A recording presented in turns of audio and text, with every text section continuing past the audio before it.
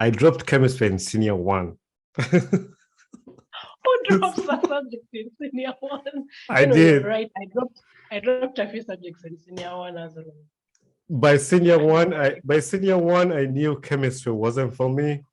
And by senior four, I just was just participating, like just show up to participate. I'm like one of those Ugandans that kept applying for jobs until they're like, you know what? I think I'm supposed to start my own thing.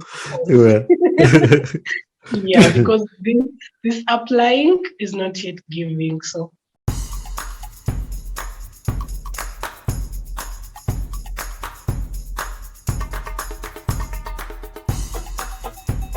Mujevale. My name is Bani Kibuka, and welcome to another episode of the Ugandan Ball Talk Show. I'm so excited to have you on the podcast here. And if you're wondering how you ended up here, I usually host people, and at the end, I ask them who they would like to recommend to be on my podcast. And Mr. Mosenguzi recommended you to be on my podcast, and that's how you ended up here. So I'm so glad to have you. So thank you for having me. So for the listeners, we've already had some internet issues in the morning today. This is our take two. But we went through your name for the people later on who are going to find out about your Instagram, because you use Nabz Arah. And you told me before we had internet issues what your name is. Can you say it again for the people who missed that opportunity? Yeah, so my full name is Nabuma Aswirah. I'm Uganda. So Nabuuma is a name for Uganda. Nabuuma Idirati. Okay. Yes. Nze Chibuka Nedira Mamba. Okay. Nabz Arah is from Nabuuma Aswirah. Nabz is from Nabuuma. In high school, I had a friend who used to call me Nabz. For some reason, she didn't want to call me Nabuuma. She just made it short to Nabz. Yeah. And then Arah, I made that up by myself. Back then, when using a short form of your name was a cool thing on Facebook. Yeah. When I was in high school, actually, I nicknamed myself B2K. B2K because Bonnie. So I have another name called Basha. I use that on my Instagram, on my personal Instagram. I use Basha and then Chibuka. So I use B2K because I have a BB and a K. And when I was in high school, I found out somebody else has the same name called B2K. And I quit because I didn't want to have another name with. And I just made that up by myself. But somebody who was very professional, I think there was a DJ, he was a DJ or something. And I was like, well, I don't want to share a name with somebody else. So I quit on it. I don't use it anymore. But anyway, yeah, it was cool to have nicknames back in high school. You needed a nickname. That's really cool. So Nabuuma, where you? Oh, before you're gonna ask where you from, assalamu alaikum. Walaikum salam. So that's fun. I grew up in a Muslim community back in Wakiso, and all my friends, most of my friends were Muslim. I'm not a Muslim, a Christian, but I grew up with them. I lived with them. There was a guy who was my roommate, and he was Kaswa Muhammad. He was one of my good friends. One of my other good friends, Huzaifa bin Shafiq. I grew up with them, playing soccer with them. I grew up in a community. So I know a little bit of Arabic because of my friends. But every time I hear somebody's name, I like to greet them, assalamu alaikum, because it makes me feel good. Okay. It makes them feel good as well. So where are you from? I'm from Masaka. Masaka. So both my parents are from Masaka, but before it was divided, remember it was one huge district, and then they had to keep dividing. So now I can't say that both my parents are from Masaka because now they've divided. And now my dad is from Kalungu district, and then my mom Rakai district. Okay. But you were born in Masaka when there was still like, okay. That's cool. I think you're the second or third person I've had on my podcast, Ave Masaka. So I like to ask them, Wasala Uera. Chari Massacre? Twasomo Karela.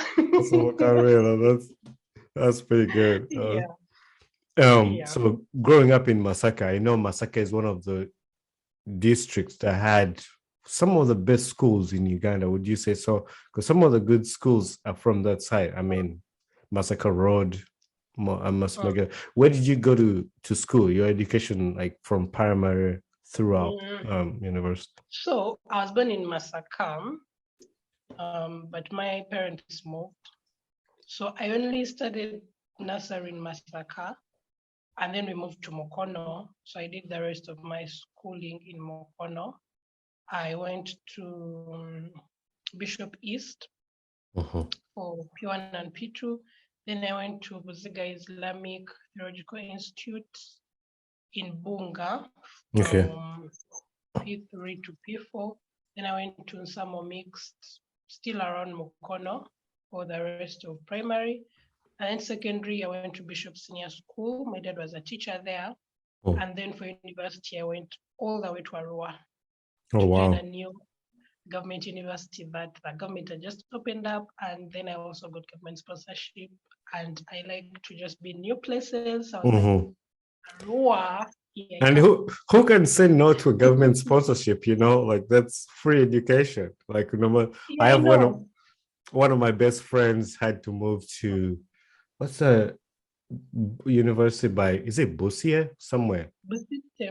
Busitem. I think so.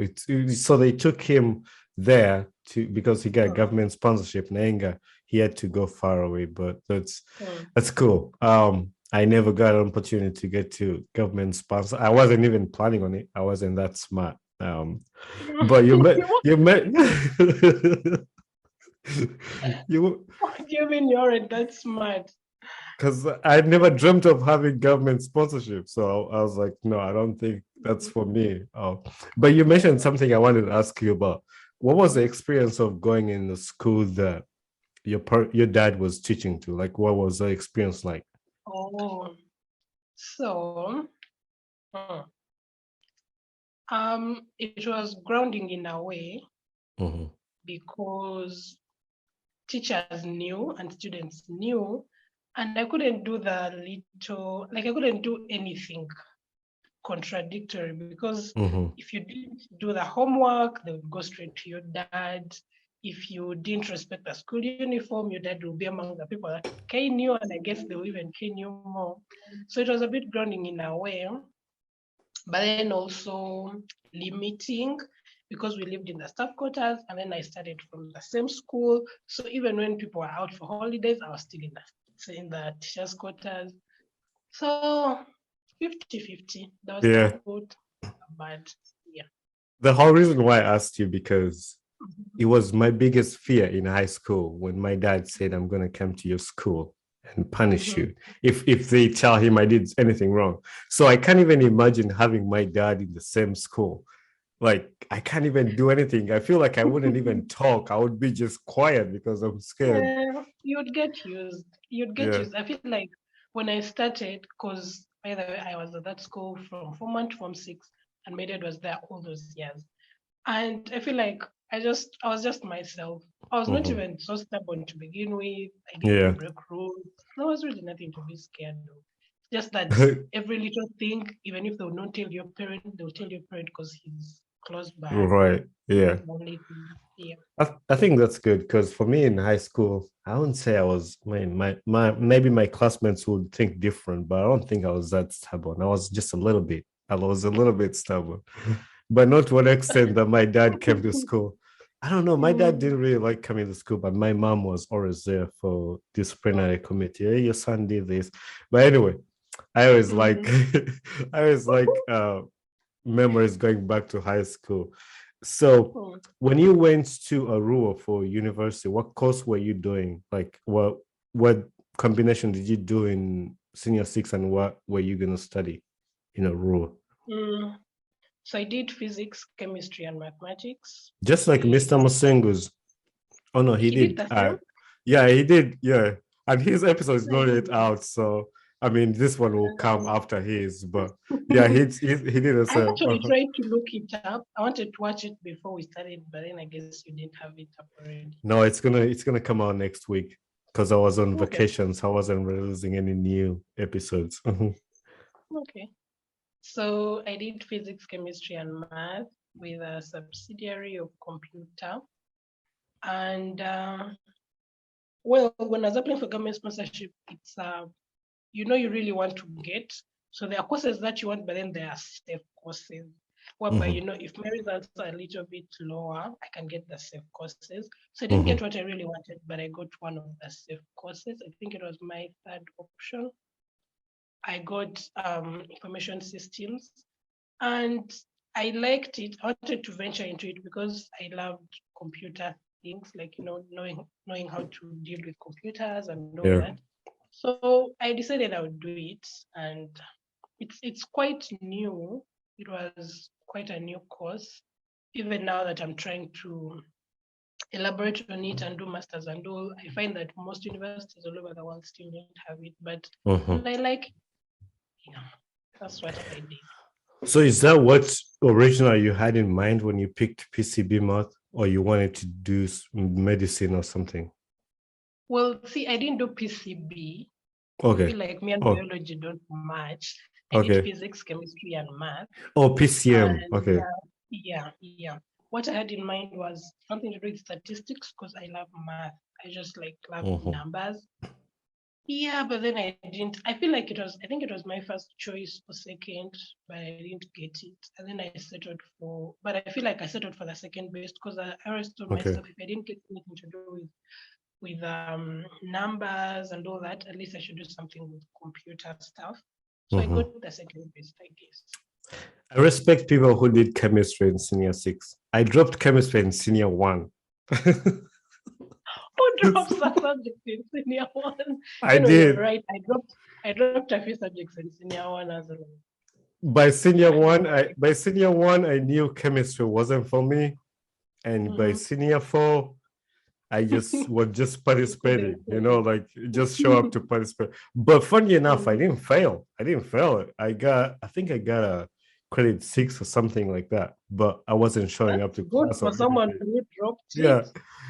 So yeah, chemistry and biology, they were known for me. And those are the 2 subjects that gave me a hard time in high school. But I did math as well. I did math, economics, and geography. But yeah, I really loved math in senior 6, and yeah, I miss that. I miss all those.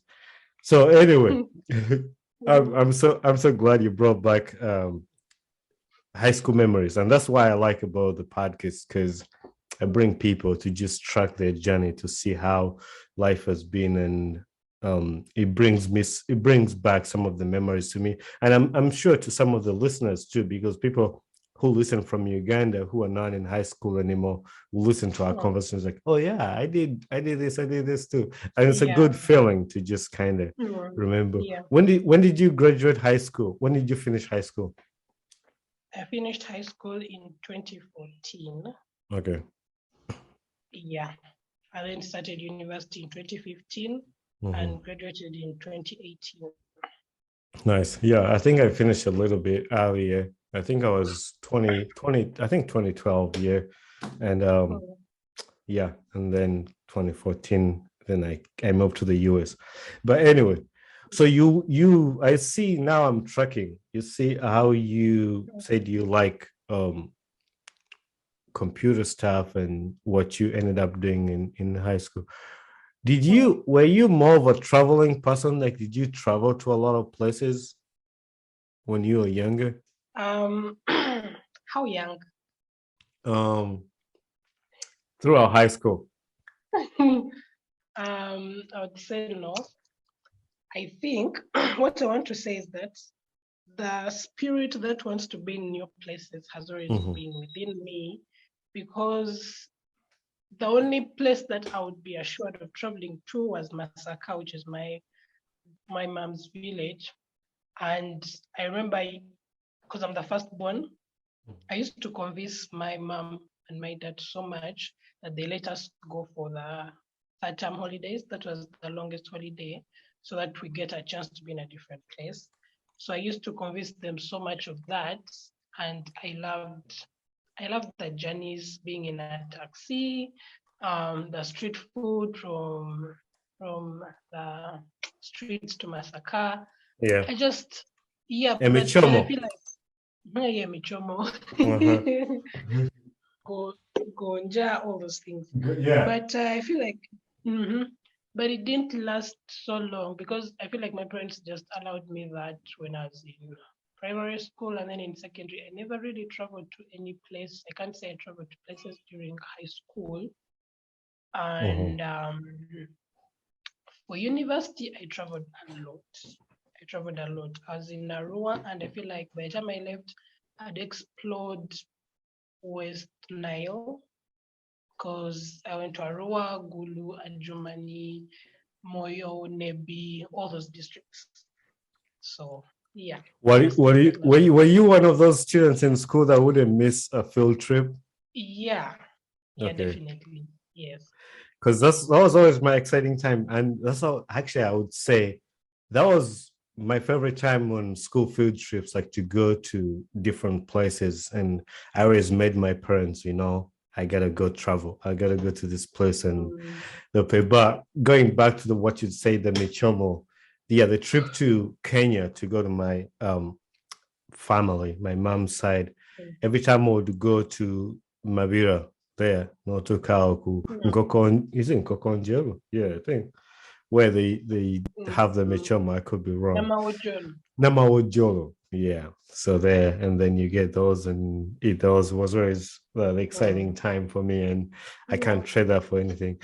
So I see now that's how I asked you that, because I wanted to track your love for traveling. Now, when was the first time you traveled out of the country? Oh, now that you ask that, reminds me, I did travel a bit. Okay. When I was in Form 3, that was 2011, I traveled out and went to Rwanda and Burundi. Okay. Yeah. Okay. Yeah. I've actually been to Rwanda too. I've been to Rwanda. I've been to the border of Burundi.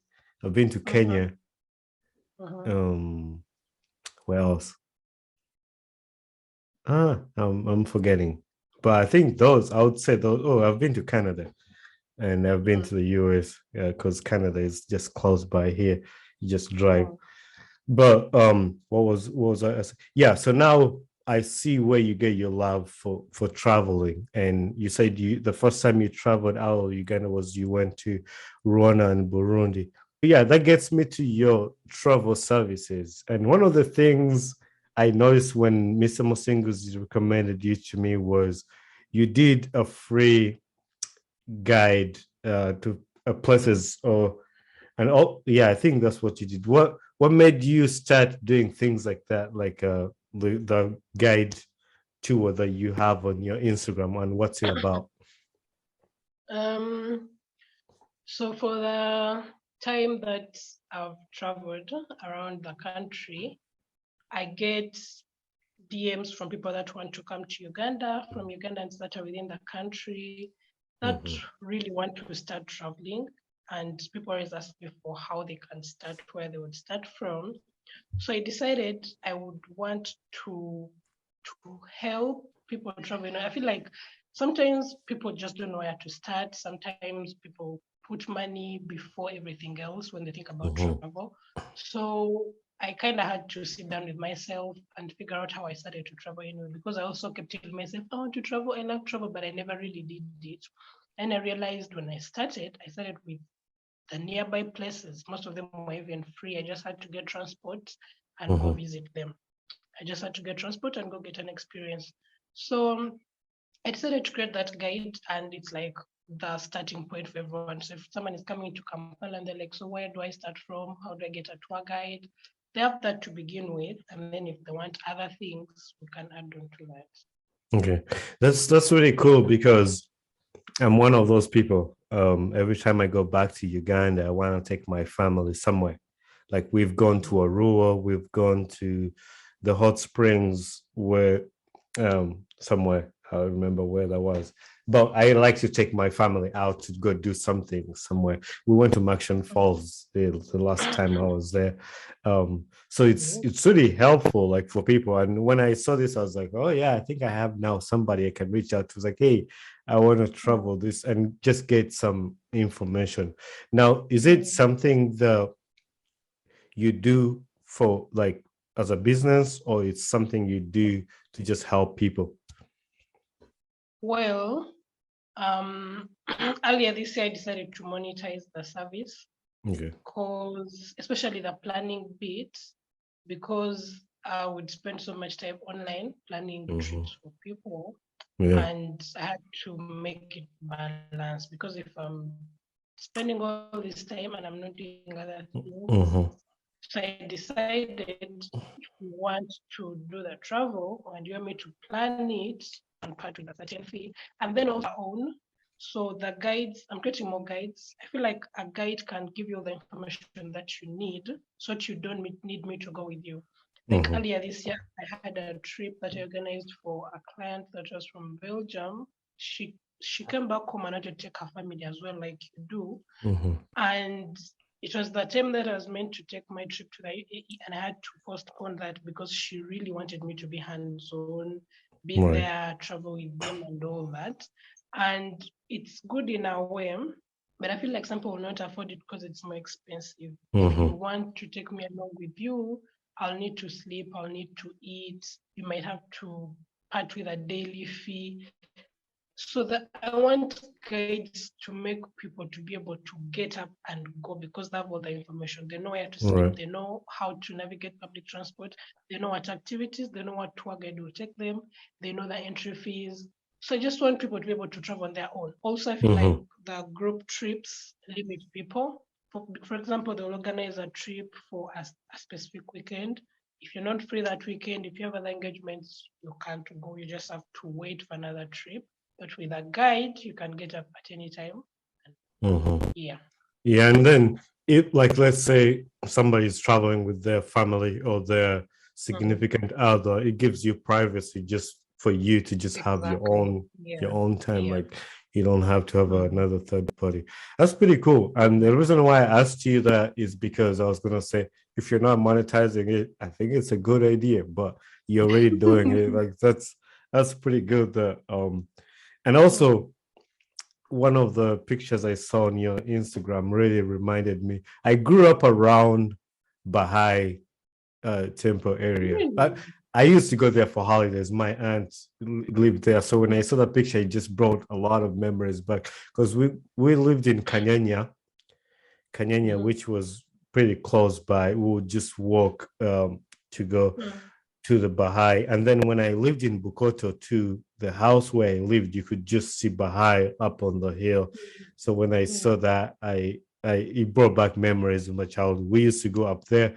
A bunch of people did weddings there, and like they like to go there to take pictures, like wedding photos. And I did go there quite a few times, and me and my childhood friends would go up to the Baha'i temple a lot. But also, in addition to that, I saw you do real estate stuff, like finding houses, and could you talk a little bit? Yeah, we have 3 minutes, I think. Yeah, could you talk a little bit about that and how you ended up into real estate too? So the real estate is a new venture. Okay.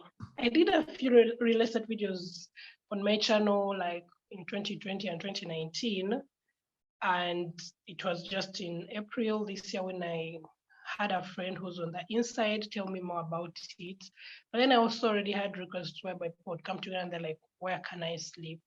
Do you know any furnished apartments? Because people feel like since you provide the services, you also have accommodation. So I decided, not so bad, I could give it a try. It's me trying to create other sources of income, really. That is good. That is a smart idea, because all the things you're talking about, and actually it's the things that I go through as Motuita Basama, like people who come from these countries and go back there. because one of the things they talked about when we talked about the travel and you making the guide and planning.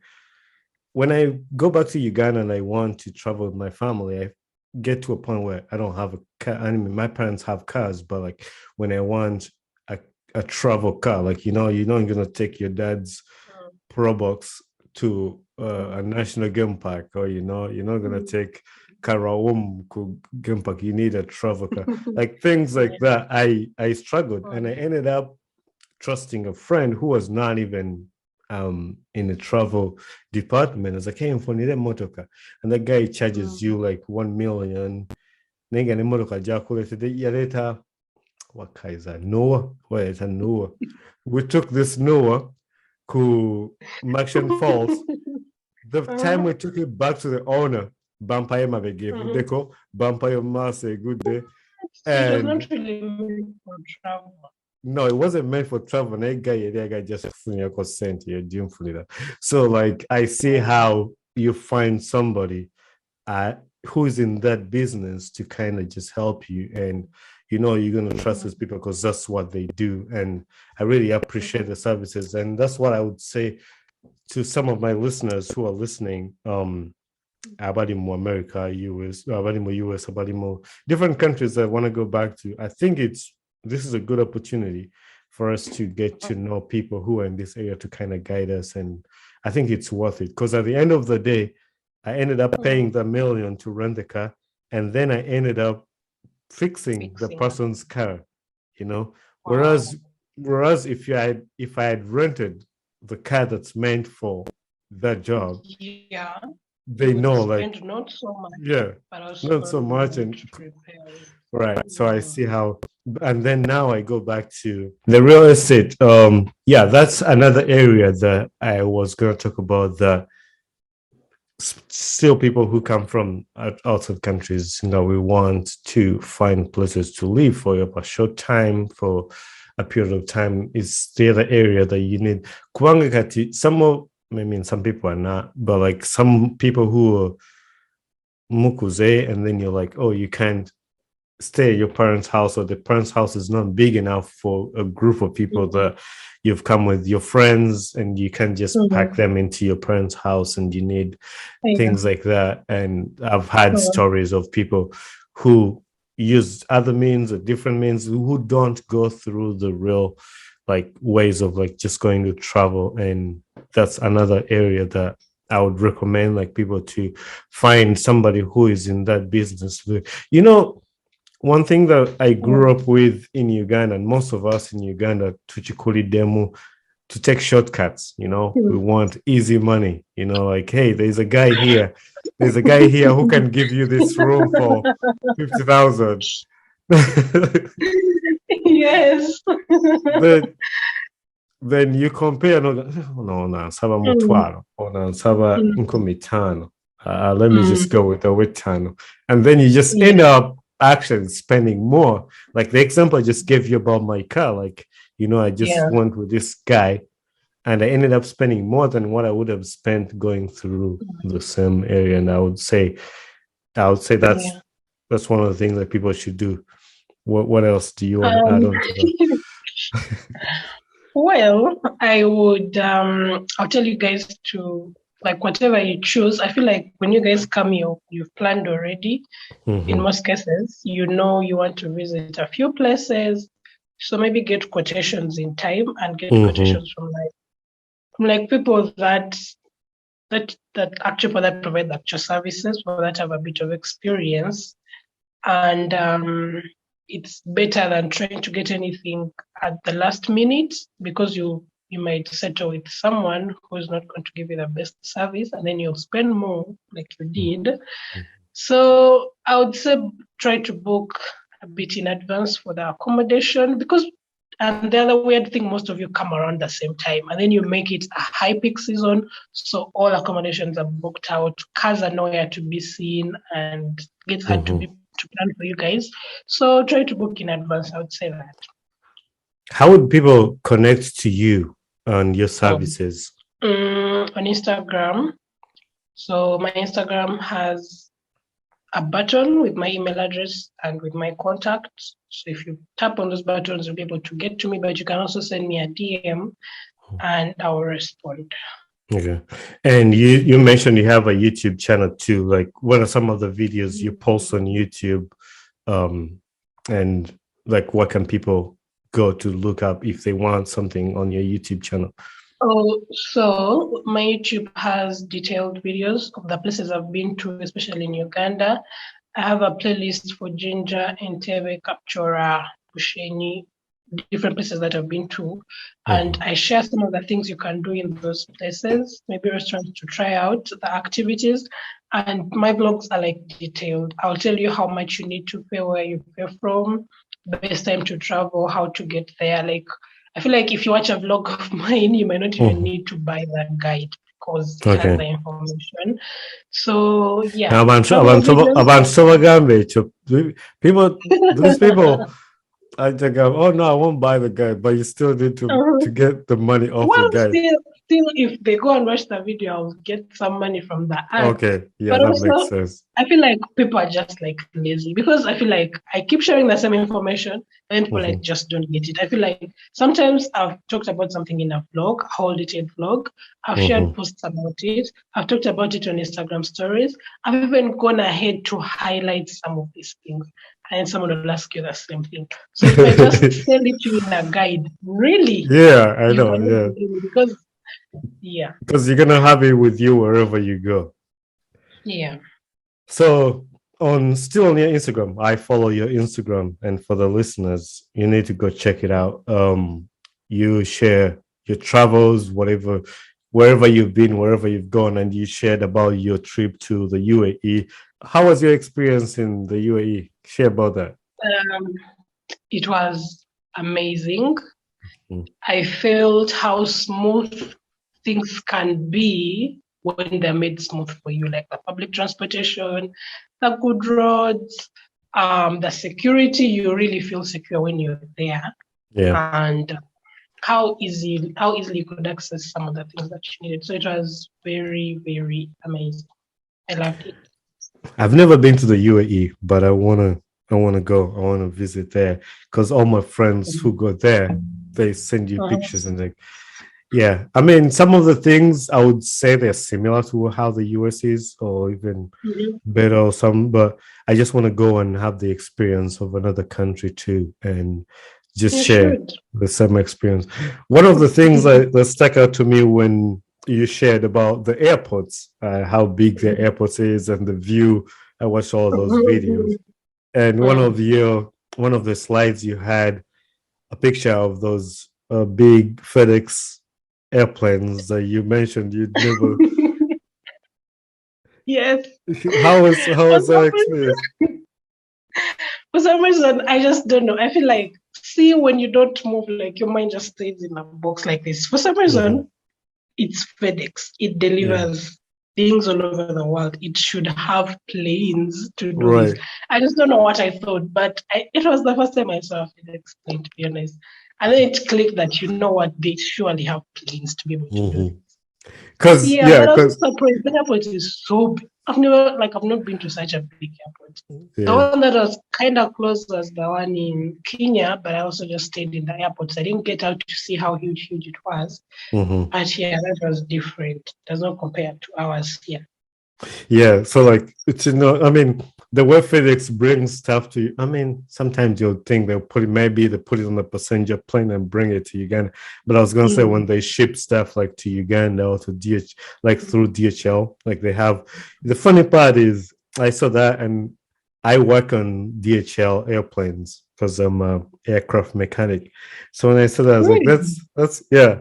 So like my company, I mean, now I switched to another company, but where I started working at, I worked for a cargo airlines, and we would fix their planes, and that cargo airlines works with DHL. So we actually fixed DHL's planes and then to fly all over the world. So when I saw that, I was like, oh, that's pretty cool. Like sometimes you work on FedEx too, and that's amazing. But I didn't know that too. I wouldn't say like I knew till I came to the US and started working. But it's funny when you think about it, like, hey, oh yeah, actually they do. Like in like most of those carriers, they have huge airplanes and they fly staff around. And actually, that's during COVID. That's when we worked a lot because our planes were flying throughout the different countries to take medicine, to bring people from China back to the US, to pick up people who were stuck in different places. But yeah, that's amazing. That was fun to see your experience and just to feel that, because it's fun. It's funny, but to think about, like, you know, it's an experience that we all go through. But anyway, I don't want to really take a lot of your time. I appreciate just having a conversation with you. You know, I like talking to people. You know, it's especially people people who are in Uganda. It helps me. I did a recording with a guy from the UK. He's Ugandan, but he was born in the UK. Hakim, my latest episodes that I have on there, and we were just kind of brainstorming about our lives as Ugandans in the diaspora, how people think of us back home or how we're perceived. It was a good episode, just us talking about life. And recently I started doing freestyle conversations because I want to be able to listen to you, because if I have all my questions down here, my minds are going to be focused on asking you questions, boom, boom, boom, boom. And then I won't listen to what you're saying.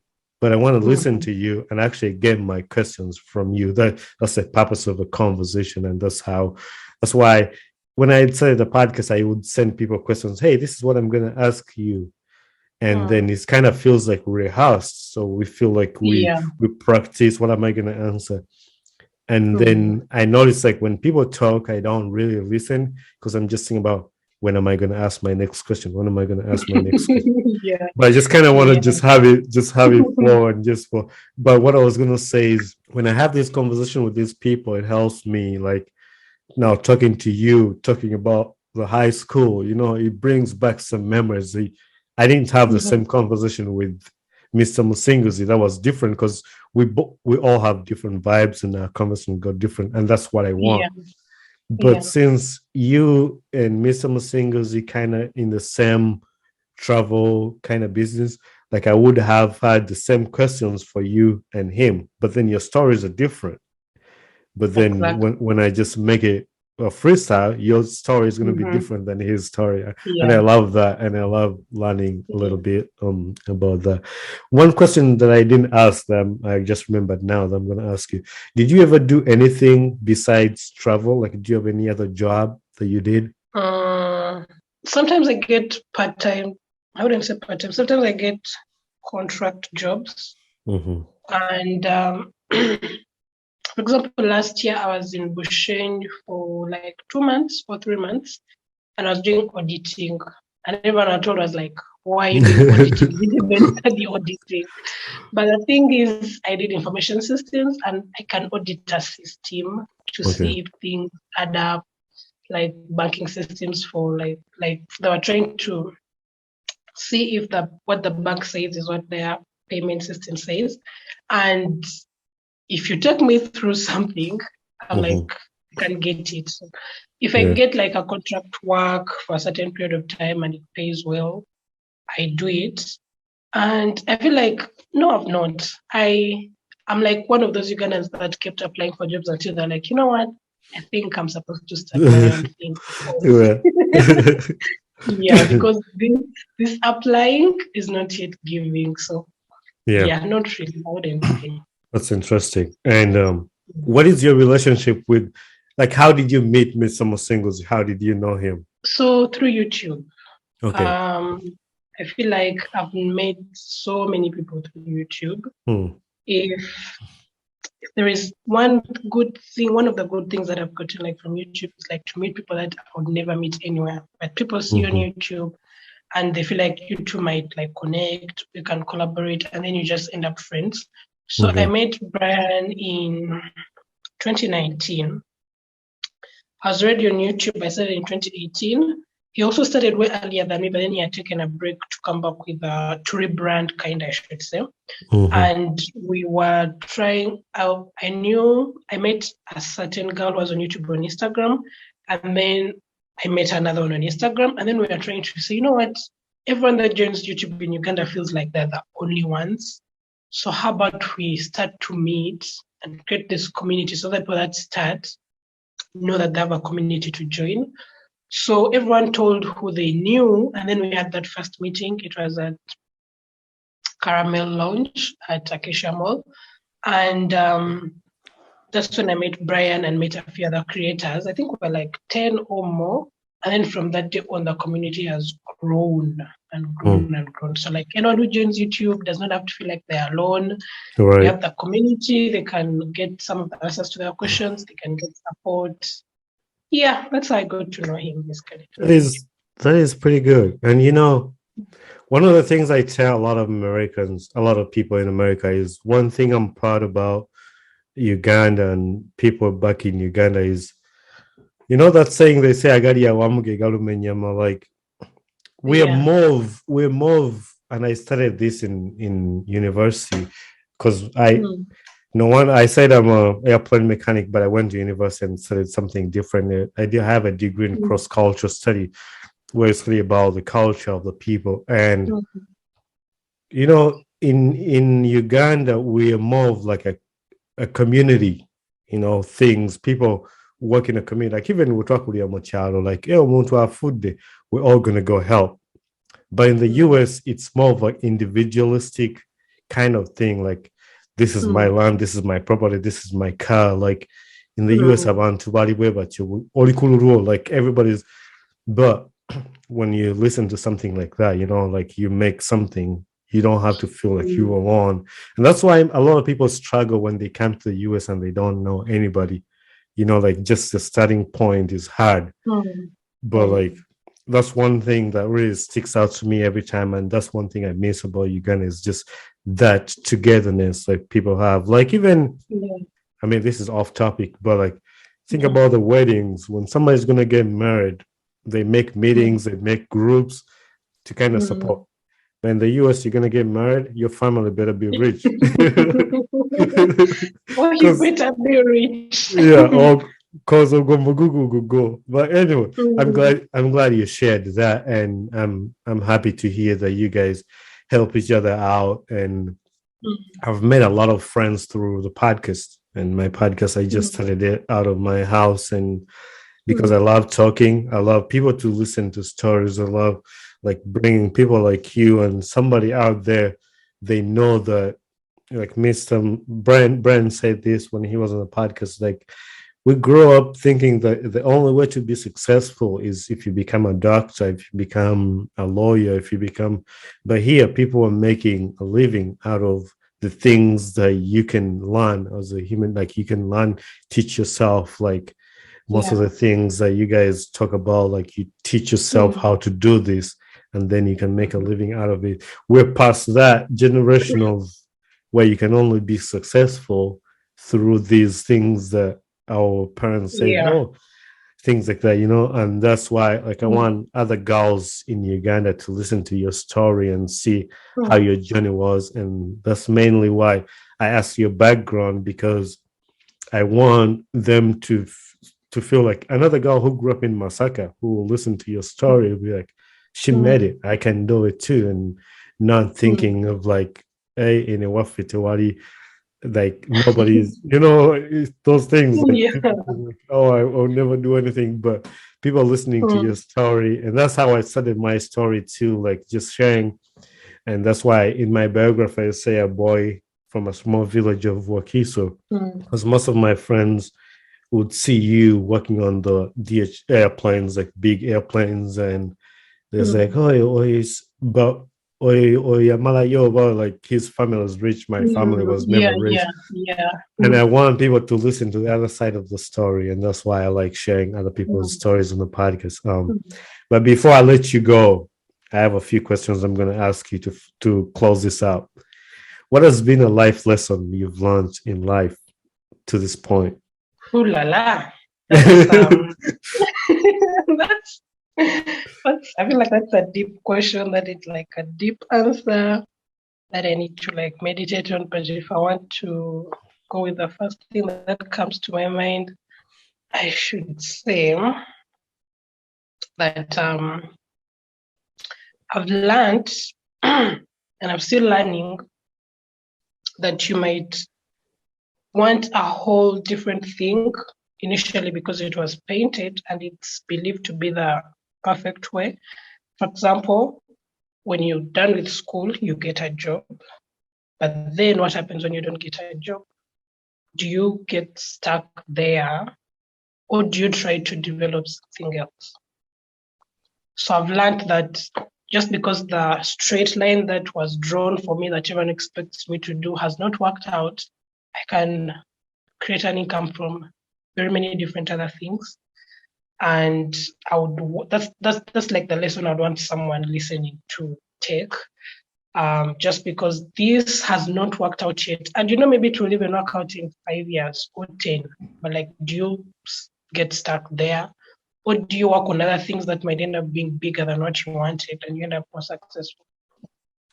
Nice. That's a very good life lesson. And I'm sure whoever, the Bible says, Abainama Amatuba Udide. So whatever. Like whoever has ears will listen. And that's a good thing to pick out. Like, do you just stay there or do you think on something and just pick yourself up? And then the other question is going to be, what gets you excited about life? This is going to be weird. But like the future? Because I know... Because why would someone be excited about the future that they don't know? But if there is anything that has kept me going, is thinking about the future. Like the things that I want for myself, the things that I know I might be able to reach someday. For example, I'll think about the trip that I'll be able to take to like Bali or the US, and it will just get me excited to like keep going. I know the future has like the bad things and the good things because you may be so excited to reach the future, but maybe that future that you want to reach, you lose like a mom or a dad, but like the other things. So for me, it has to be like the future. Like I just picture it and I'm like, yeah, there are better things waiting.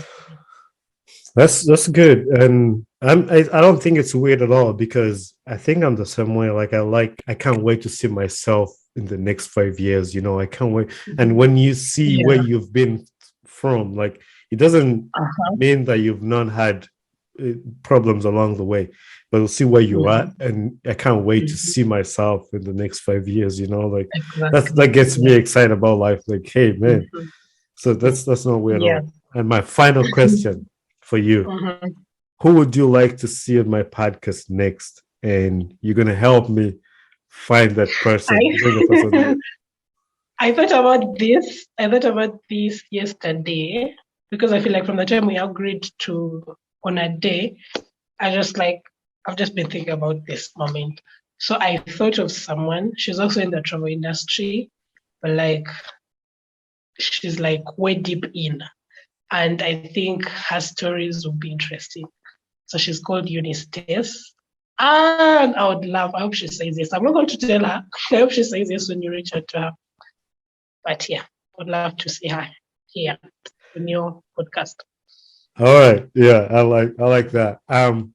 One of the things I love about my podcast is a question. That's why I bring it last, because it not only builds my podcast or like getting the next person on the podcast to keep my podcast going. I know it's just growing. But one thing I know, I love the podcast. I love it. I love to get to know people. And after having a conversation with you, it feels like it makes me grow too, because now I have a friend or I know about somebody, have a conversation about somebody. And that's one of my favorite parts of the podcast. So I really appreciate, and I appreciate your time and your sacrifice to be on my podcast. And anything else you want to say to the listeners? Yeah, I want to say that I appreciate the fact that when you say you're making this a conversation, you're really making it a conversation because you share as well. Like you listen from me, but I also get to listen from you. So if you're learning from me, I'm also learning from you. And that's amazing. I appreciate that. And I want to say thank you so much for having me. You're going to open me up to different audiences that I didn't know I would reach. And I hope you guys that are watching, follow me on my Instagram and check out my YouTube channel for Ugandan vlogs. All right, I'm gonna make sure I put all your usernames in the description of your podcast, of this podcast, so people can just click a button to get to your YouTube and your social medias. So once again, Nabz, thank you very much for your time, and inshallah. No, Thank you for having me. I said the wrong one. I said Bismillah.